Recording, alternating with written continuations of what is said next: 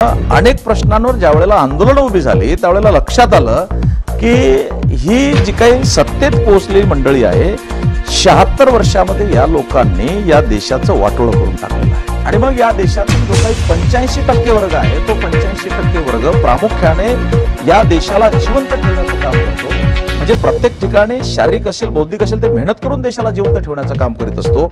तरी सुद्धा त्या 85% वर्गाला मान सन्मान इज्जत बराबरी या देशामध्ये दिली जात नाही हे वास्तव चळवळीमध्ये काम केल्यानंतर लक्षात आलं।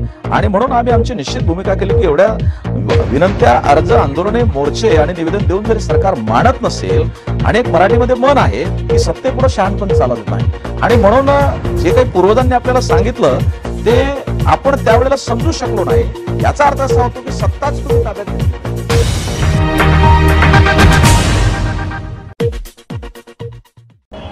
जगातील सर्वात मोठी लोकशाही असलेल्या आपल्या भारत देशामध्ये निवडणुका ह्या उत्सवाप्रमाणे साजऱ्या करण्यात येतात।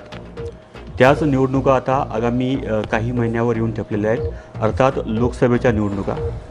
वाशिम यवतमाळ लोकसभा या क्षेत्रामधून जे काही महत्त्वाचे राजकीय पक्ष आहेत त्या पक्षाच्या काही उमेदवारांची चाचपणी केलेली आहे, ते डिक्लेअर झालेले आहेत। मात्र जे काही प्रमुख राजकीय पक्ष आहेत अजूनही त्यांना तिकीट मिळतं नाही मिळतं हे आता काही दिवसांमध्ये आपल्याला कळेल।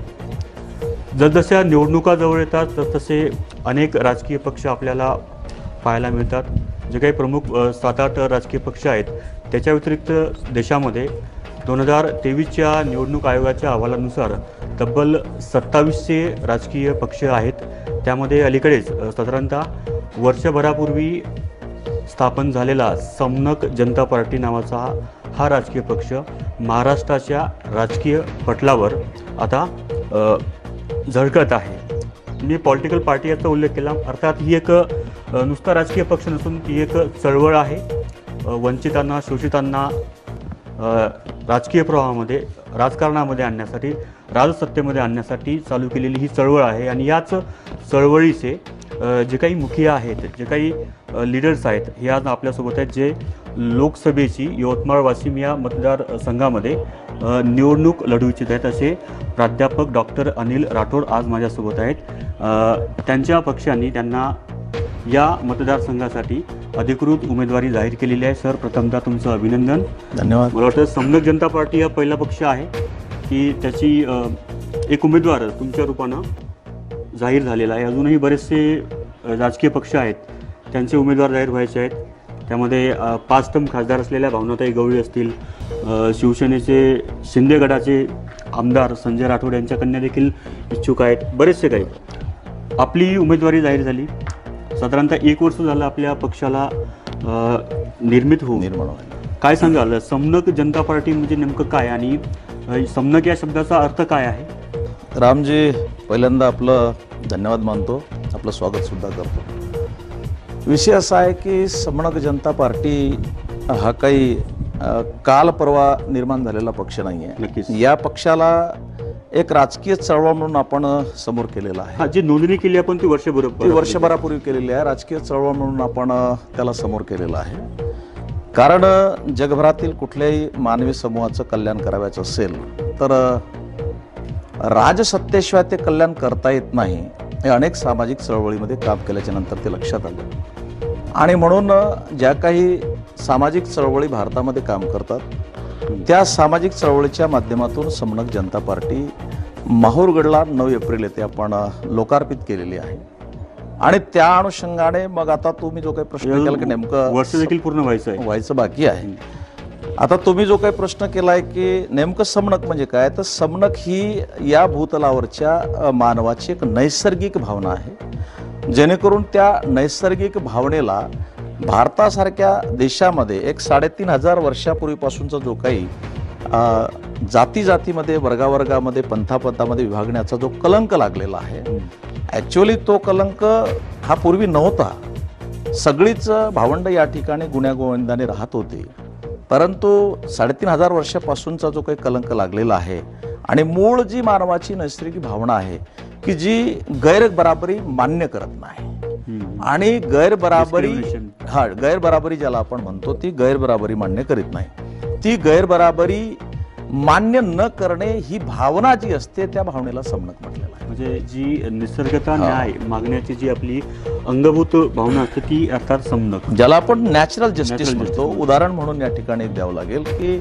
आपण स्वतः जरी आपल्या 2 लहान मुलांवर प्रयोग केला, एखाद्या बाजारामधून आपण स्वीट मार्ट मधून 2 पेढे घेऊन जर गेलो, एकाला 1 आणि एकाला अर्धा जर दिला तर साहजिकच ज्याला कमी दिलं त्याला अर्धा ते- मिळालेला आहे तो त्याला कळत नाही. म्हणजे खरं पाहता जगभरातील मानवी समूह असणाऱ्या एकूण जाती आणि त्याला कळत नाही नेमकं काय आहे, तरी सुद्धा तो त्या ठिकाणी अर्धा पेढा जो त्याला दिला जातो तो स्वीकारत नाही. कुठेतरी त्याच्या मनामध्ये न्यूनगंड तयार होतो. निश्चितपणाने म्हणजे गैरबराबरी नाकारणे ही मानवाची एक नैसर्गिक प्रवृत्ती आहे आणि ती नैसर्गिक प्रवृत्ती म्हणजे समनक असा त्याचा मूळ अर्थ आहे. याच्या इक्वल जस्टिस असा समनक या शब्दाचा शब्दशः अर्थ आहे. राजकीय पार्टी म्हणून वर्षभरापूर्वी नोंद केलेली आहे, मात्र गेल्या अनेक वर्षांपासून ही चळवळ देशभरामध्ये सुरू आहे. ज्या वास्तूमध्ये ही जी काही निर्माणाधीन वास्तू आहे, इथं रायसीना स्टडी सेंटर म्हणून ही एक वास्तू आहे. या वास्तूची जी पार्श्वभूमी आहे सर आपल्याला सांगतीलच. जे काही आपले नायक काशीनाथ आहेत, जे बंजारा संस्कृतीमध्ये जे काही समाजाचा नेता असतो, मुख्य असतो, त्याला नायक असे म्हणतात. त्यांच्या संकल्पनेतून देशामध्ये प्रत्येक जिल्ह्यामध्ये असे रायसीना सेंटर्स खोलले जात आहेत. याची काय सर थोडक्यात सांगाल पार्श्वभूमी? पार्श्वभूमी अशी आहे की रायसीना हिल्स या दिल्ली स्थित असणाऱ्या जागेवरून आज संपूर्ण देशाचा राज्यकारभार चालवतो. तो राज्यकारभार चालवला जात असल्यामुळे त्या ठिकाणी पोहोचण्याचे 2 मार्ग आहेत. एक मार्ग आहे की तुम्हाला IAS IPS बनावा लागतो, दुसरा असा मार्ग आहे की तुम्हाला मेंबर ऑफ पार्लमेंट बनावं लागतं. म्हणजे ज्या ठिकाणी कायदा निर्माण होतो त्याला भारताची संसद म्हटलं जातं. राजकीय आणि प्रशासकीय. आणि त्या भारताच्या संसदेमध्ये जाण्याचा मार्ग म्हणजे दर 5 वर्षाला होणाऱ्या निवडणुका, ज्या राष्ट्रीय निवडणुका आपण म्हणतो.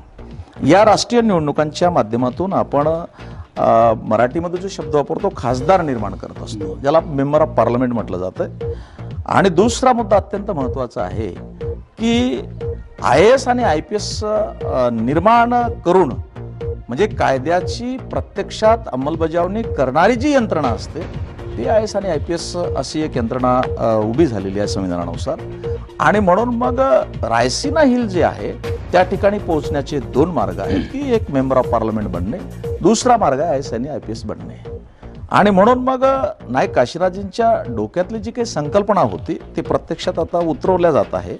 आणि त्यांनी नेहमीसाठी म्हटलं की आपण कामाला सुरुवात कुठून केली, कुठून तरी कामाला सुरुवात करावी लागणार होती, परंतु आता काम करताना अनेक सामाजिक चळवळी आणि अनेक तांडा वाडी वस्ती आणि गाव भेटींमध्ये एक अनुभव असा आला की जे दुःख आम्हाला आहे, ज्या दुःखांना इथला NT DNT VJNT OBC face करतो तेच दुःख मायनॉरिटीचं आहे, तेच SC STचं सुद्धा आहे, तेच OBCचं दुःख आहे. कमी अधिक प्रमाण असेल परंतु दुःख सारखंच आहे.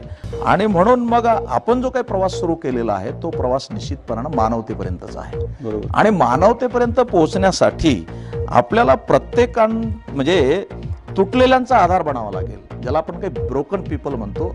अशा या तुटलेल्यांचा आधार बनावा लागेल. आणि तो आधार बनण्यासाठी त्यांच्या संकल्पनेतला एक राजकीय पक्ष म्हणजे ज्याला आपण राजकीय चळवळ म्हणून म्हणतो ती समनक जनता पार्टी म्हणून आपण समोर केली आहे. आणि अत्यंत महत्त्वाचा मुद्दा जो आहे की IAS आणि IPS निर्मितीचा कारखाना म्हणजे रायसीना स्टडी सेंटर आहे. ज्या रायसीना स्टडी सेंटरच्या माध्यमातून आमची मुलं एखाद्या गाव खेड्यावर जरी जन्माला आली असतील किंवा वाशिम सारख्या ग्रामीण जिल्ह्यामध्ये जन्माला आली असतील तरी सुद्धा त्यांच्या डोक्यात ही भावना निर्माण करायची आहे की जेणेकरून मी एक दिवस रायसीना हिल जे दिल्ली स्थित या ठिकाणी आहे त्या ठिकाणी जाऊन मी निश्चितपणानं कायद्याची अंमलबजावणी करणे आणि कायद्याची निर्मिती आता वाशिममध्ये ही आता निर्माणाधीन आहे, देशामध्ये किंवा महाराष्ट्रामध्ये बऱ्याच ठिकाणी ही कार्यरत आहे.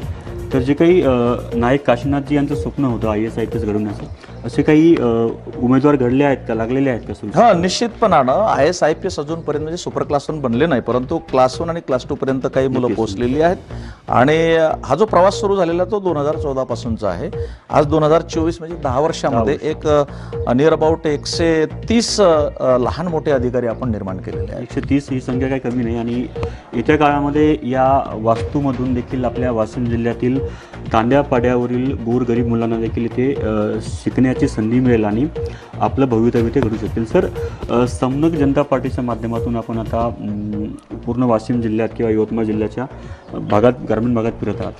किती संघटन आहे आपल्या पॉलिटिकल पार्टीचं महाराष्ट्रामध्ये किंबहुना वाशिम आणि यवतमाळ जिल्ह्यामध्ये? संघटन कसं आहे? वाशिम आणि यवतमाळमध्ये एक राजकीय संघटन म्हणून समनक जनता पार्टीकडे ज्या वेळेला आपण बघतो, तर यवतमाळ आणि वाशिमच्या कानाकोपऱ्यापर्यंत ही समनक जनता पार्टी पोहोचलेली आहे. नव्हे तर महाराष्ट्र आणि महाराष्ट्रासारख्या जवळजवळ एक 4 राज्यामध्ये पोहोचलेली आहे. आपल्याला सांगावं म्हणून या ठिकाणी विशेष उल्लेख मी करणार की कर्नाटकामध्ये जे काही सरकार बदललेलं आहे ते समनक जनता पार्टीमुळे बदललेलं आहे. म्हणजे कदाचित काही राजकीय विश्लेषकांना ते माहीतही नसेल, परंतु आज BJPला जे आपण रोखू शकलो त्याला अत्यंत महत्त्वाचं कारण म्हणजे ती समनक जनता पार्टी आहे. ते कसं थोडक्यात सांगा? त्याचं कारण असं आहे की जो काही सोशल बेस होता मागच्या 25 वर्षापासूनच्या ज्या चळवळीमधली आपली जी काही मेहनत होती, त्या सोशल बेसच्या आधारावर समनक जनता पार्टीचे काही उमेदवार आपण त्या ठिकाणी एक उभे करू शकलो नाही. तिथे काही प्रत्यक्षात पार्टी बेसवर काही लोकांना जबाबदाऱ्या दिल्या गेल्या नव्हत्या आणि इकडे डिक्लेरेशन झालं 9 तारखेला आणि 11 पासून नॉमिनेशन कर्नाटकामध्ये सुरू झालं होतं, 11 एप्रिलपासून, आणि म्हणून ते काही करता आलं नाही. त्या दृष्टीने मग आम्ही एक त्या ठिकाणी रणनीती अवलंबली की ज्या माध्यमातून आपल्याला जो काही एक भारतीय जनता पार्टीच्या नावाने राक्षस जो समोर येत आहे त्या राक्षसाला रोखण्यासाठी कुठेतरी आपल्याला प्रयत्न करावे लागतील. आणि निश्चितपणाने तो प्रयत्न सक्सेस झाला आणि त्या ठिकाणी ते चित्र आपण बदलून टाकलेलं आहे. सर, आपली तशी पार्श्वभूमी शैक्षणिक आहे. आपण एका प्रख्यात महाविद्यालयामध्ये राज्यशास्त्राचे प्राध्यापक आहात, डॉक्टरेट देखील आहात आपण. त्यामध्ये राजकीय क्षेत्राकडे कसे वळलात आपण? का आपल्याला इकडे यावंसं वाटलं? नाही, आपण जर एक 10 वर्षापूर्वी आम्हाला प्रश्न विचारला असता तर निश्चितपणे आम्ही सांगितलं असतं की राजकारणामध्ये आमचा कुठल्याही प्रकारचा इंटरेस्ट नाही आहे. परंतु झालं असं की मागील 25 वर्षामध्ये सातत्याने चळवळीच्या माध्यमातून ज्या वेळेला निवेदन, आंदोलन, मोर्चे, घेराव, धरणं अशा अनेक ऍक्टिव्हिटी चळवळीच्या माध्यमातून झाल्या, परंतु इथलं जे काही शासन आणि प्रशासन आहे त्या निवेदनांना, त्या मोर्चांना, त्या घेरावांना कुठल्याही प्रकारची दाद देताना दिसलं नाही. म्हणजे महाराष्ट्रातील 65,000 शाळा बंद करण्याचा त्यांचा निर्णय असेल किंवा तशी त्यांची भूमिका असेल, सोबतच शेतकऱ्यांच्या मालाला भाव न देण्याची त्यांची भूमिका असेल, म्हणजे अशा एकूण अनेक प्रश्नांवर ज्या वेळेला आंदोलन उभी झाली त्यावेळेला लक्षात आलं की ही जी काही सत्तेत पोहोचलेली मंडळी आहे 76 वर्षामध्ये या लोकांनी या देशाचं वाटोळं करून टाकलेलं आहे. आणि म्हणून त्यांनी जो काही पहिला अटॅक केला तो शिक्षणावर केलेला आहे, दुसरा अटॅक केला त्यांनी शेतीवर केलेला आहे, आणि मग या देशातील जो काही 85% वर्ग आहे तो 85% वर्ग प्रामुख्याने या देशाला जिवंत ठेवण्याचं काम करतो. म्हणजे प्रत्येक ठिकाणी शारीरिक असेल, बौद्धिक असेल, ते मेहनत करून देशाला जिवंत ठेवण्याचं काम करीत असतो. तरी सुद्धा त्या 85% वर्गाला मान, सन्मान, इज्जत, बराबरी या देशामध्ये दिली जात नाही हे वास्तव चळवळीमध्ये काम केल्यानंतर लक्षात आलं. आणि म्हणून आम्ही आमची निश्चित भूमिका केली की एवढ्या विनंत्या, अर्ज, आंदोलने, मोर्चे आणि निवेदन देऊन जरी सरकार मानत नसेल, आणि एक मराठीमध्ये म्हण आहे की सत्तेपुढे शहाणपण चालत नाही, आणि म्हणून जे काही पूर्वजांनी आपल्याला सांगितलं ते आपण त्यावेळेला समजू शकलो नाही. याचा अर्थ असा होतो की सत्ताच तुम्ही ताब्यात घेतली पाहिजे, अशा पद्धतीची ती एक भावना त्या म्हणीच्या मागे आहे. परंतु समजून घेण्यामध्ये आपण कमी पडलो. आणि म्हणून 10 वर्षापूर्वी, म्हणून प्रश्न तुम्हाला केला की 10 वर्षापूर्वी जर तुम्ही आम्हाला विचारलं असतं तर आम्ही निश्चितपणानं राजकारणामध्ये आमचा इंटरेस्ट नाही असं म्हटलं असतं. परंतु प्रत्यक्षात चळवळीत काम केल्याच्या नंतर एक लक्षात आलं की आता सत्तेत जाणं गरजेचं आहे. आणि जे काही या देशामध्ये सत्तेचं आणि संपत्तीचं केंद्रीकरण झालं, सत्तेतून पैसा आणि पैशातून सत्ता, हे उघड्या डोळ्याने आपण सगळे लोक बघतोय. खरं म्हणजे लोकशाहीमध्ये लोकांचा मान आणि सन्मान वाढायला पाहिजे होता, परंतु नेत्यांचा मान सन्मान वाढत आहे. आणि अशा पद्धतीची असणारी जी व्यवस्था आहे ती व्यवस्था उद्ध्वस्त करण्यासाठी काम करणं अतिशय गरजेचे, जी की अमानवी व्यवस्था आहे. त्या अमानवीय व्यवस्थेला रोखण्यासाठी समनक जनता पार्टी एक राजकीय चळवळ निर्माण करून त्या चळवळीच्या माध्यमातून एक राजकारणामध्ये यावं आणि 18 पगड जातीतल्या लोकांचं एक राजकीय विचारपीठ आपण निर्माण केलेलं आहे आणि त्या माध्यमातून प्रत्येकांना ती संधी दिल्या जाईल अशा पद्धतीची असणारी एकूण व्यवस्था आहे. तर प्रस्थापित जे काही पॉलिटिकल पार्टीज आहेत त्यांच्याकडे बरेचसे फंड येतात, आर्थिकदृष्ट्या ते सक्षम असतात. वर्षभरापूर्वी आपण नोंदणी केली म्हणतात. जरी याला इतिहास चांगला असला तर मग पैशाचं नियोजन कसं आहे सर? एवढा मोठा खर्च करायचा असला लोकसभेसाठी तर? नाही, मुळामध्ये विषय असा आहे की आपण जर इलेक्शन कमिशन ऑफ इंडियाच्या काही डायरेक्शन्स वाचल्या तर त्यांनी एक खर्चाची मर्यादा दिलेली आहे. पैसा कुठून निर्माण करावा असं काही त्यांनी उल्लेख केलेला नाही. खरं म्हणजे सरकारच्या तिजोरीतून हा पैसा खर्च व्हायला पाहिजे अशी आमची शिफारस सुद्धा असणार आहे पक्षाच्या वतीने. आम्ही एक पत्र सुद्धा देणार आहोत इलेक्शन कमिशन ऑफ इंडियाला की खर्च सुद्धा इलेक्शन कमिशन ऑफ इंडियाच्या माध्यमातून तो व्हायला पाहिजे अशा पद्धतीची आमची मागणी असणार आहे. मुळामध्ये मुद्दा असा आहे की जर पैशातूनच निवडणुका जिंकल्या जात असतील तर मला असं वाटतं की टाटा, बिर्ला, अंबानी या देशाचे राष्ट्रपती आणि प्रधानमंत्री बनले असते, परंतु तसं झालं नाही. त्याचं अत्यंत महत्त्वाचं कारण असं आहे की पैसा हा एक पार्ट निवडणुकीमधला जरी असला तरी सुद्धा पब्लिक फंडमधूनही निवडणुका लढवल्या जाऊ शकतात, निवडणुका जिंकल्या सुद्धा जाऊ शकतात. आता आम्ही गाव भेटीला ज्यावेळेला चाललो त्यावेळेला आमच्या डिझेल पाण्याची व्यवस्था सुद्धा गावातील लोक करत आहेत आणि 150 रुपये देऊन मतदान करायची अशी मानसिकता लोकांची झालेली आहे. कारण सर्वच लोक त्रस्त आहेत आणि एवढंच नव्हे तर भयग्रस्त सुद्धा आहेत. लोकांचा अनुभव म्हणजे जो काही आम्ही गाव भेटींमध्ये जातो आणि त्या भेटीमध्ये एक अनुभव असा येतो की कुठल्याही राजकीय पक्षाला मतदान करण्याच्या मानसिकतेत लोक नाही आहेत. मग ती आघाडी असेल किंवा युती असेल, अशा कुठल्याही पक्षाला देण्याची तयारी मानसिकता नाही आहे. मागे तुमच्या एका कार्यक्रमामध्ये असंही आम्ही ऐकलं होतं काहीतरी थर्ड अलायन्स किंवा थर्ड ऑप्शन आपण देशामध्ये तयार करू शकतो, याची काय? नाही, निश्चितपणानं समविचारी ज्या काही सामाजिक चळवळी असतील, समविचारी जे राजकीय पक्ष असतील, 100% एक आयडियोलॉजिकल बेस सर्वच पक्षांचा सारखा असतो असं नाही, पण काही प्रमाणात मिनिमम कॉमन प्रोग्राम ज्याला आपण म्हणतो त्या आधारावर काही लोकांसोबत बोलणी चालू आहेत. कदाचित 2 दिवसामध्ये त्या बोलणीचा निर्णय सुद्धा बाहेर येईल आणि त्यानंतर काही भूमिका घेता येतील अशा पद्धतीची असणारी एकूण व्यवस्था आहे. सध्याचं जे राजकारण आहे देशातील, महाराष्ट्रातील जे काही पक्ष बदल करत आहेत, जे काही निष्ठा असते, आपण निष्ठेवर राजकारण असतं, राजकीय पक्ष असतो, मात्र पदासाठी किंवा पैशासाठी लोक काही पण करत आहेत. या बदललेल्या राजकीय स्थित्यंतरावर ॲज अ राजकीय अभ्यासक म्हणून तुम्ही काय सांगाल? नाही, कुठल्याही राजकीय पक्षाची जी काही मूल्यरचना असते ती मूल्यरचना जर वैचारिक बेस देणाऱ्या व्यक्तींकडून किंवा नेत्यांकडून तोडवल्या जात असेल तर निश्चितपणानं अशा एकूण त्यांच्या वर्तनांचा आम्ही निश्चित करतो आहे.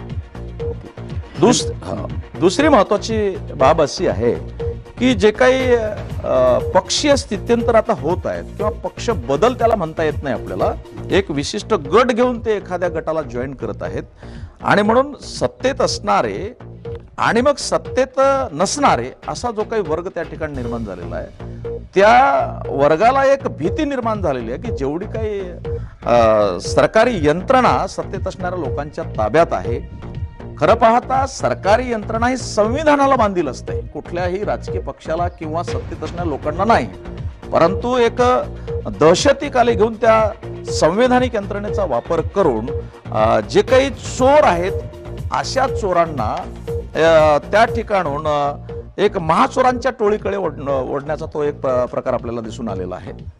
हे या ठिकाणी निश्चितपणे महाविकास आघाडी आणि जे काही BJP NDA आहे, BJP प्लस जे काही पॉलिटिकल पार्टी आहेत NDA, महाविकास आघाडीचे ही तत्व थोडेसे तुमच्या विचाराशी सिमिलर आहेत. मग आपण असे प्रयत्न का नाही केले की कुठेतरी यांच्या विचाराशी किंवा यांच्यासोबत जाण्याचे असे काही प्रयत्न तुम्ही केले होते का? नाही, प्रयत्न चालू आहेत. मुळामध्ये विषय जो आहे तो अत्यंत महत्त्वाचा तुम्ही प्रश्न केलेला आहे की ज्या पद्धतीने एखाद्या राजकीय पक्षाला किंवा राजकीय चळवळीला ट्रीटमेंट द्यायला पाहिजे त्या पद्धतीची ट्रीटमेंट जर मिळाली तरच आम्ही त्यांच्यासोबत बोलणी करायला तयार असणार आहोत. लोक सरळ गृहीत धरत नाहीत. बोलणी करायला तयार आहोत अशा पद्धतीचे आमचे निरोप गेले. तशा पद्धतीच्या 2 बैठका हे झालेल्या आहेत. उद्याला एक बैठक होईल आणि त्या बैठकीच्या माध्यमातून जो काही निर्णय समोर येईल तो स्पष्ट आम्ही तुम्हाला सांगणारच आहोत. त्याच्यामध्ये कुठल्याही प्रकारचं दुमत नाही आहे. As a candidate of Lok Sabha तुमचे काय नेमके मुद्दे आहेत वाशिम आणि लोकसभेच्या यवतमाळच्या विकासासाठी? आता मुळामध्ये विषय असा आहे की देश पातळीवरचे अत्यंत महत्त्वाचे 3 मुद्दे आहेत की जे राष्ट्रीय निवडणूक असल्यामुळे त्या महत्त्वाच्या 3 मुद्द्याला आपल्याला विसरून चालत नाही. आणि राहिला विषय ज्या मतदारसंघामध्ये आपण निवडणूक लढवतो आहे त्या मतदारसंघातील अत्यंत महत्त्वाचे 2 मुद्दे आहेत. मुळात वाशिम आणि यवतमाळ हा जो मतदारसंघ बनलेला आहे त्यापैकी वाशिम जिल्हा हा आकांक्षित जिल्हा म्हणून डिक्लेअर झालेला आहे की आकांक्षित जिल्हा त्यांना घोषित केलं जाते की सर्वात मोठा तो जिल्हा दुर्बल आहे, बॅकवर्ड आहे, दुर्बल आहे अशा पद्धतीची असणारी एकूणच व्यवस्था आहे. आणि 25 वर्षापासून ज्या काही भावना गवळी या ठिकाणी नेतृत्व करत आहेत या मतदारसंघाचं as a member of parliament म्हणून, त्यांच्या या 25 वर्षाचा कालखंड काही थोडा थिडका कालखंड नाही आहे. या 25 वर्षामध्ये साधी एखादी MIDC सुद्धा या ठिकाणी ते निर्माण करू शकले नाही. जेव्हा की यवतमाळ आणि वाशिम मधल्या तरुणांना, बेरोजगारांना रोजगार निर्माण झाला असता, परंतु ते कदाचित ज्या पक्षाच्या विचारसरणीला त्या बांधील आहेत त्या पक्षाची विचारसरणी असू शकेल आणि म्हणून त्या काही करू शकल्या नाही. हे त्यांचं अपयश या ठिकाणी आपल्याला पाहायला मिळते. आणि या सर्व प्रस्थापित राजकीय पक्षांच्या पायाखालची जी काही वाळू आहे ती सरकलेली आहे. आणि मग CM येत आहेत म्हणून वाशिम शहरातील जे काही खड्डामय झालेले रस्ते आहेत ते दुरुस्त करणे वेळेवर ही किती लाजिरवाणी बाब आहे. कदाचित जनाची नाही तर मनाची जरी थोडीफार वाटत असेल तर केंद्रीय मंत्री नितीन गडकरी यांनी सुद्धा 5-6 महिन्यापूर्वीच नगर परिषद प्रशासन असेल किंवा जिल्हा असेल प्रशासन असेल खासदार आमदाराच्या समक्ष बोलले होते, जे आपले होते की जर रस्ते बांधायला विकास करायला जर तुम्हाला फंड नसेल तर विष प्यायला तरी पैसे आहेत का, असं देखील त्यांनी कानटोसणी केली होती. त्या 5-6 महिन्यामध्ये भरपूर काही ते करू शकले असते, मॉडिफाय करू शकले असते, मात्र ते शहाणपण सुचलं नाही असंच काहीतरी म्हणावं लागेल. आणि बरं, तुमच्या दृष्टीने नेमका विकास काय मग वाशिम जिल्ह्याचा? नाही, मुळामध्ये काय आहे की वेगवेगळ्या प्रकारच्या उद्योगधंद्यांना उभारी देणं अतिशय गरजेचं आहे. ते जर निर्माण होऊ शकले, आता सोयाबीन उत्पादक जिल्हा म्हणून एक वाशिमची ओळख आहे आणि पांढऱ्या सोन्याचा जिल्हा म्हणून यवतमाळची ओळख आहे. तर पांढऱ्या सोन्याचा यवतमाळ जिल्हा आणि सगळ्यात जास्त आत्महत्या ह्या यवतमाळ जिल्ह्यामध्ये शेतकऱ्यांच्या होत आहेत आणि सरकारी आकडा सुद्धा बाहेर आलेला आहे. तर त्या पद्धतीने विचार जर केला तर शेतकऱ्यांच्या मालाला जर योग्य पद्धतीने भाव मिळत नसेल तर मग ज्यांच्यासाठी आम्ही मागील 25 वर्षापासून मतदान केलं आणि त्यांना सभागृहामध्ये पाठवलं, एक साधे प्रश्न त्या ठिकाणी उभे केले जात नाही, सभागृहामध्ये बोलले जात नसेल तर हा जो नाकर्तेपणा आहे तो नाकर्तेपणा निश्चितपणाने निषेधार्ह आहे. आणि म्हणून शेतकऱ्यांच्या मूळ प्रश्नांना सभागृहामध्ये मांडण्यासाठीची जी काही उमेदवारी समणक जनता पार्टीने माझी डिक्लेअर केलेली आहे ती समणक जनता पार्टीच्या त्या विश्वासाला आपण कधी तडा जाऊ देणार नाही अशा पद्धतीची एक उमेदवार नात्याने या ठिकाणी मला ग्वाही द्यावी अशी वाटते. काही मॅनिफेस्टो वगैरे काही ठरलेलं आहे मग पक्षाचं? हो, मॅनिफेस्टो निश्चितपणाने ठरलेला आहे की म्हणजे समणक जनता पार्टीलाच का मतदान करायचं, तर तो मॅनिफेस्टो घेऊन गेल्याशिवाय लोकही त्या गोष्टीला मान्य करणार नाहीत. ज्या काही महाराष्ट्रातील आणि भारतातील जे काही शाळा बंद करण्याचा निर्णय महाराष्ट्र सरकार किंवा विकण्याचा निर्णय, धनदांडग्यांना विकण्याचा निर्णय जो काही घेण्याची ते तयारी दाखवत आहेत, माहीत असावं म्हणून सांगतो, कंपन्यांना माहीत असावं म्हणून सांगतो की वाकी वाघोळा नावाचे एक गाव आहे, तिथली शाळा बंद, म्हणजे पहिला बळी जो गेलेला आहे तो वाकी वाघोळ्याच्या शाळेचा गेलेला आहे. म्हणजे 65,000 शाळा ह्या बंद करायच्या किंवा त्या खाजगी कंपन्यांना विकायच्या आणि मग मनमानीपणानं त्या खाजगी कंपन्यांनी फी वसूल करायची. ज्या सरकारी जिल्हा परिषदच्या शाळेच्या माध्यमातून 1 रुपया सुद्धा फी न देता IAS IPS लोक मागच्या 76 वर्षात निर्माण झालेले आहेत. विश्वास आणि म्हणून त्यांचं ते लक्षात आलं की शिक्षण जर इथल्या 85% लोकांना मिळालं तर शिक्षणामुळे शहाणा सुरता माणूस होतो. शहाणा सुरता झालेला माणूस एकदा जर त्याच्या लक्षात आलं की सत्ता ही चुकीच्या लोकांच्या हातात आहे, हे जर लक्षात आलं असेल तर मात्र निश्चितपणानं समाजाचा विद्रोह आपल्या विरोधात होऊ शकेल. या भीतीपोटी ते शिक्षण महाग करत आहेत, हे निश्चितपणाने या ठिकाणी आपल्याला सांगता येईल. राजकीय पक्षाची नोंद आपण केलेली आहे समन्वय जनता पार्टीची. संघटनात्मक बांधणी कशी आहे? राष्ट्रीय अध्यक्ष जे असतात, संस्थापक असतात किंवा जिल्हा लेवलवर कशी तुमची एकंदरीत यंत्रणा आहे? नाही, विषय असा आहे की पहिल्यांदाच मी आपल्याला ते लक्षात आणून दिलेलं आहे की एक राजकीय पक्ष म्हणून आपण आयोगाकडे नोंद केलेली आहे. एक नोंदणीकृत राजकीय पक्ष म्हणून तयार झालेला आहे. त्याच्यासाठी जे काही रचनात्मक यंत्रणा असावी लागते ती आहे. आणि म्हणून त्या दृष्टीने विचार केला असता एक राष्ट्रीय अध्यक्ष म्हणून प्राध्यापक संपतरावजी चव्हाण आहेत, राष्ट्रीय महासचिव म्हणून प्रियंकाताई राठोड आहेत, प्रदेशाची धुरा ही प्राध्यापक डॉक्टर रामकृष्ण कालापाड साहेब यांच्याकडे आहे आणि महाराष्ट्रातील निवडणुका ह्या त्यांच्या नेतृत्वात चालू आहेत. महाराष्ट्रामध्ये किती जिल्ह्यात आपण लोकसभा लढवणार आहात? एक तयारी जी केलेली आहे आम्ही, एक साधारणतः 10 ते 12 लोकसभा लढवण्याची आम्ही तयारी केलेली आहे. त्यापैकी एक उमेदवार मी स्वतः म्हणून या ठिकाणी डिक्लेअर झालेलो आहे. बाकीच्या ठिकाणी ती यादीसुद्धा एक 4-5 दिवसामध्ये जाहीर करण्यात येईल. ठीक आहे. जे काही प्रेक्षक आहेत आपले किंवा यवतमाळ आणि वाशिमचे जे काही वोटर्स आहेत यांना काय संदेश द्याल तुम्ही? यवतमाळ आणि वाशिम मधल्या मतदार राजाला जो संदेश आहे की तुमची जी फसगत मागील 25 वर्षामध्ये झालेली आहे ती होऊ नये यासाठी अत्यंत एक जबाबदारीने काम करणाऱ्या उच्च विद्याभूषित व्यक्तीला नेतृत्व करण्याची संधी द्यावी, अशा पद्धतीचा एक संदेश या ठिकाणून मी देणार आहे. आणि येणाऱ्या काळात त्यांची फसवणूक होणार नाही. एखाद्या कुठल्याही राजकीय पक्षाकडून किंवा एखाद्या मागील 25 वर्षामध्ये जे काही नेतृत्व आपण बघतोय, सगळी जनता या मतदारसंघातील बघत आहे, त्या नेतृत्वावर कुठल्याही प्रकारचा विश्वास राहिलेला नाही आहे आणि निश्चितपणे त्या ठिकाणी आपल्याला ते सांगता येईल. तर धन्यवाद सर, आपण आपला वेळात वेळ काढून आमच्याशी वार्तालाप केला. तर हे होते राज्यशास्त्राचे गाडे अभ्यासक प्राध्यापक डॉक्टर अनिल राठोड. येत्या लोकसभा निवडणुकांमध्ये ते समन्वय जनता पार्टी या राजकीय पक्षाकडून उमेदवार म्हणून त्यांची घोषणा झालेली आहे. आणि बघूया आता येणाऱ्या काळामध्ये काय परिवर्तन होतं. त्यांनी जे काही मुद्दे मांडलेले आहेत, महाविकास आघाडीसोबत देखील त्यांनी अप्रोच करण्याचा प्रयत्न केला, अजूनही प्रयत्न ते करणार आहेत. आणि लोकसभेच्या जे काही इलेक्शन जेव्हा सुरू होतील, निकाल जेव्हा लागेल, तेव्हाच जे काही परिवर्तन व्हायचं आहे ते आपल्याला नक्कीच दिसून येईल. व्हिडिओ जर्नालिस्ट गजानन गवईसह वत्सगुल्म लाईव्हसाठी रामधनगर, वसंतनगर, वाशिम.